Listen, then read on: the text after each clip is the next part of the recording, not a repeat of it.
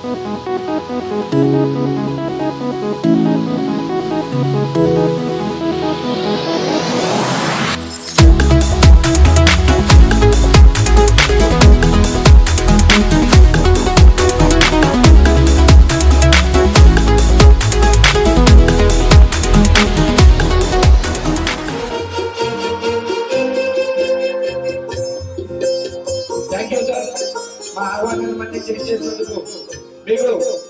తెలుసు మంచి నమస్కారం తెలియజేసుకుంటున్నాం.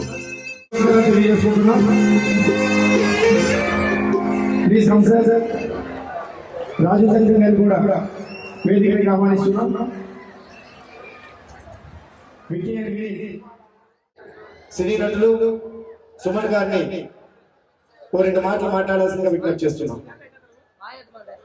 అందరికీ నమస్కారం. అందరికీ నమస్కారం. అవునరా, చాలా సంతోషం.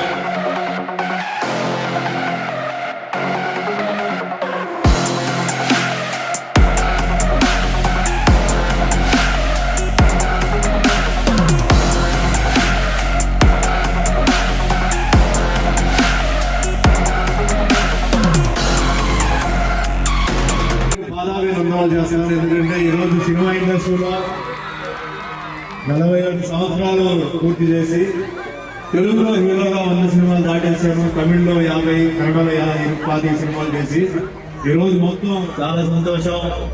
ఈరోజు నేను ఇక్కడికి రావడం అనుకోలేదు, నేను ఇక్కడికి వస్తానని. కానీ నా రాజుభయ్య ఆయనకి నాకు ఫోన్ చేసి ఇట్లా జాతర ఉంది, నేను రావాలి మీరు అని చెప్పారు. తప్పకుండా వస్తాను రాజు గారు అని చెప్పి ఈ రోజు యాక్చువల్గా నేను కలకత్తా నుంచి భువనేశ్వర్ వచ్చాను. భువనేశ్వర్ ఎయిర్పోర్ట్ నుంచి వస్తున్నా. 47 సంవత్సరాలు పూర్తి చేసి తెలుగులో హీరోగా 100 సినిమాలు దాటేసాము. తమిళ్లో 50, కన్నడలో 50 సినిమాలు చేసి ఈరోజు మొత్తం 800 సినిమాలు నేను చేయగలిగితే మీ ఆశీర్వాదం, మీ ఆశీస్సులు. అందులో ముఖ్యంగా అన్నమయ్య సినిమాలో వెంకటేశ్వర స్వామిగా, శ్రీరామదాసు రాముడుగా, అలాగే శ్రీ సత్యనారాయణ స్వామిలో మరి 7 వేషాలు వేసి భగవంతుడు వేషాలు కూడా వేయడానికి పనికొస్తుందని చెప్పేసి ఆ భగవంతుడు నాకు ఆశీర్వాదం ఇచ్చారు. ఆనాడు మరి లెజెండ్ ఎన్టీ రామారావు గారి తర్వాత అలాగే శ్రీ సత్యనారాయణ స్వామిలో మరి 7 వేషాలు వేసి భగవంతుడు వేషాలు కూడా వేయడానికి పనికొస్తుందని చెప్పేసి ఆ భగవంతుడు నాకు ఆశీర్వాదం ఇచ్చారు. ఆనాడు మరి లెజెండ్ ఎన్టీ రామారావు గారి తర్వాత ఒక దేవుడు పాత్ర ఏదైనా ఉందంటే ముందు నాకే వస్తుంది. నేను వద్దంటే అప్పుడు వేరే వాళ్ళకి వెళ్తుంది. మరి ఆ భాగ్యం వచ్చిందంటే మా తల్లిదండ్రుల ఆశీర్వాదం, మీ అందరి ఆశీర్వాదాలు. మరి ఇక్కడ అమ్మవారి జాతర గురించి చెప్పారు. పొలమాదేవి ఆశీర్వాదం మీకు అందరికీ ఉండాలి. మీరందరూ మంచి ఉన్నత స్థాయి కలగాలి. మీరందరూ ఎప్పుడు నవ్వుతూ ఎప్పుడు సంతోషంగా ఉండాలి. మరి రాజుగారు, మధు గారు వీళ్ళందరూ అంటే ఇక్కడే పుట్టి పెరిగిన తర్వాత వాళ్ళు బాంబేకి వెళ్ళిపోయి వాళ్ళు ఎంత దూరంలో ఉన్నప్పుడు కూడా వాళ్ళ సొంత ఊరిని మర్చిపోకుండా, వాళ్ళ మనుషుల్ని మర్చిపోకుండా వాళ్ళు ప్రతి సంవత్సరం రావడం పోవడం, మంచి చెడు అని చూసుకొని వాళ్ళు ఉన్నారు.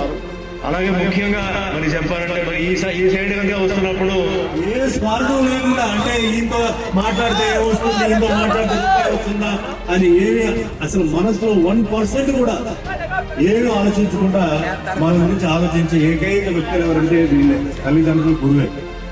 సో ఆ తల్లిదండ్రులు ఎప్పుడు మనం వాళ్ళ కంట్లో నీళ్లు పెడతామో అంతకన్నా పెద్ద శాపం లేదు. మీరు ఏ గుడికి వెళ్ళి మీరు ఎన్ని పూజలు చేసినా ఆ దేవుడు ఆశీర్వాదం మీకు కాదు. వాళ్ళ ప్రతికూలంగా వాళ్ళు సంతోషంగా ఉన్నారు.